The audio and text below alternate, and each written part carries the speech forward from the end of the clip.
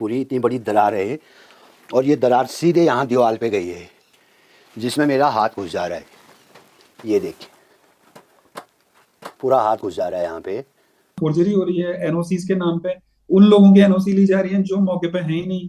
कई बार ये शिकायतें आई हैं कि मेरा व्यवसाय के रूप में एक सॉप स्टोन का पट्टा भी है जो हमने 2 साल चलाने के बाद अभी बंद अवस्था में है, क्योंकि सामाजिक क्षेत्र में होने के साथ साथ दो काम एक साथ नहीं हो सकते हैं। लेकिन हो ये रहा है कि जो माइनिंग की परमिशंस मिली हुई है एनवायरमेंटल क्लियरेंसेस, तो उनकी मॉनिटरिंग नहीं हो रही है। जब यहाँ प्राइवेट माइन में मैनेजर हुआ करते थे, उसके बाद सीधे 2008 में यहाँ माइन अधिकारी बने। फिर उसके बाद धामी सरकार आई, इनके लगातार प्रमोशन 1-2-3 महीने में 2-3 प्रमोशन हो जाते हैं। हर 5-6 महीने में जो कंप्लायंस रिपोर्ट जाती है 6 महीने में, वो कंप्लायंस रिपोर्ट भी एक फॉर्मेलिटी बन चुकी है। माइनर अपनी कंप्लायंस देता है उसको। वही बताया जो माइनिंग पॉलिसी है, माइनिंग पॉलिसी को ही हमें रिफाइन करने की ज़रूरत है, क्योंकि डिस्ट्रिक्ट एडमिनिस्ट्रेशन या ऑफिसर्स तो उस पॉलिसी के हिसाब से काम करेगा। अगर स्टेट एनवायरनमेंट अथॉरिटी एक्सेप्ट करती है, माइनिंग डिपार्टमेंट एक्सेप्ट करता है और उसके आधार पर रिन्यूअल कंटिन्यूअस बिजनेस का एनुअल होता रहता है। अरे मकान 3 बार बन चुका है और 3 बार में इसमें ऐसी दरारें आई हैं कि इसमें रहने के लायक बिल्कुल भी नहीं है। गांव में पब्लिक हियरिंग नहीं होती। जिला मुख्यालय, तहसील मुख्यालय जो गांव से काफी दूर है, या किसी और कार्यालय में पब्लिक हियरिंग बुलाई जाती है, जहां ग्रामीण अक्सर दुर्गम क्षेत्रों में रहते हैं और नहीं पहुंच पाते हैं। के पास पैसा है, उन्होंने तो धोनी में खरीद लिया ना। अब जिसके पास पैसा नहीं है, खड़िया नहीं है, वो तो यहीं रहेगा, यहीं मरेगा।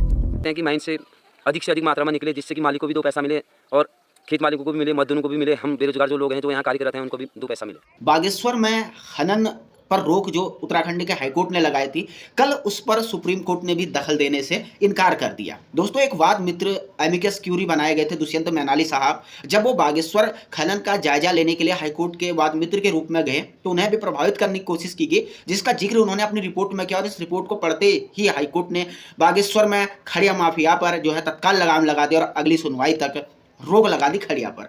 देखा होगा। नमस्कार दोस्तों, मेरा नाम एडवोकेट विनोद तिवारी है, मैं सामाजिक कार्यकर्ता हूं। आज आपको खड़िया माफिया और बागेश्वर में खड़िया को लेकर के पूरा बागेश्वर को निगलने के लिए जो है खड़िया माफिया तैयार हो रही है और किस स्तर पर इस पर शासन प्रशासन की लिप्तता है, अनियमितताएं हैं, पूरा मामला समझाने की कोशिश करूंगा। वीडियो जरूर शेयर कीजिएगा। सबसे पहली बात यह है कि बागेश्वर में आखिरकार खड़िया के लिए क्यों पड़े हुए हैं खनन माफिया पीछे। सबसे पहली बात, खड़िया का उपयोग समझिए। कॉस्मेटिक हो, दवाएं हो, कागज हो, पेंट हो, रसायन हो, फूड प्रिजर्वेटिव हो, इन तमाम चीज़ों में खड़िया का इस्तेमाल किया जाता है और बागेश्वर से अच्छी क्वालिटी का खड़िया शायद ही पूरे भारत में कहीं मिलता हो। दूसरा सबसे महत्वपूर्ण, यहाँ पे खनन माफियाओं की नज़र क्यों है, क्योंकि दुष्यंत मैनाली साहब का ही एक बयान मैंने आपको दिखाया था जिसमें उन्होंने ये कहा है कि भाई उत्तराखंड में कई सालों से रेट ही रिवाइज नहीं किए गए हैं, जबकि और जगह पे महंगा है, वहीं यहाँ पे मजदूरी भी सस्ती है। तो कहीं ना कहीं जो सरकार को रेवेन्यू का लॉस होते हुए भी खनन माफियाओं को या खनन करने वाले लोगों को फायदा दिया जा रहा है, क्योंकि ये सस्ती दरों पर उपलब्ध हो रहा है।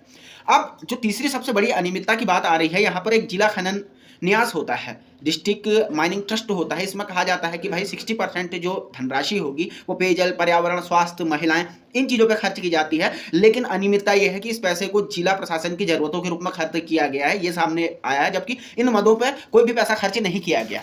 और कुछ वीडियोज़ मैंने आपको वो भी दिखाया, क्योंकि उत्तराखंड में जो खनन मंत्रालय है, आप स्लाइड देखिए, मुख्यमंत्री जी के सीधे अधीन है और मुख्यमंत्री ना कहीं इसी से एक सवालिया निशान, संदेह पैदा हो रहा है कि ऐसी नियमों की अनियमितताएं कैसे हो रही हैं। इसके अलावा भी अगर बात की जाए सिया को लेकर के हो, जो कि ये देखती है कि खनन एक संस्था होती है सिया, जो खनन सही तरीके से किया जा रहा है या नहीं किया जा रहा है, उस पूरे प्रकरण में देखा जाता है। तो वहाँ पे भी कोई बहुत ज़्यादा पर्यावरण के जितने सारे नियम हैं, क्या उनको प्रॉपर तरीके से चेकिंग हो रही है प्रॉपर चैनल के थ्रू, इस पर सवालिया निशान है। इसके अलावा पब्लिक हियरिंग होनी चाहिए थी।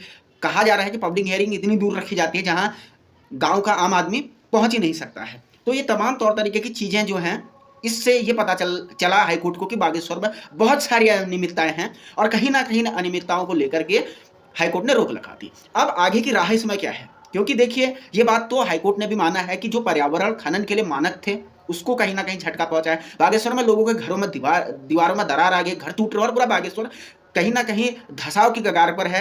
जहां भी ये तमाम तौर तरीके की चीजें हो रही है उसे हमें ख्याल में लेना होगा। और तीसरा, क्या जो नियम कानून एनजीटी के बनाए हुए हैं, एनजीटी के आदेश है, हाईकोर्ट के कई सारे आदेश हैं, अधिकारियों की मनमर्जियां चल रही हैं, लूप होल और लकुनास का फायदा उठाया जा रहा है, इसका जिम्मेदार कौन होगा। उत्तराखंड को बचाने के लिए, पहाड़ के इस जिले को बचाने के लिए कहीं ना कहीं पूरे उत्तराखंड में आप लोगों को ये वीडियो शेयर करना चाहिए और लोगों को समझाना चाहिए कि आखिरकार चल क्या रहा है बागेश्वर में। बहुत बहुत धन्यवाद, नमस्कार।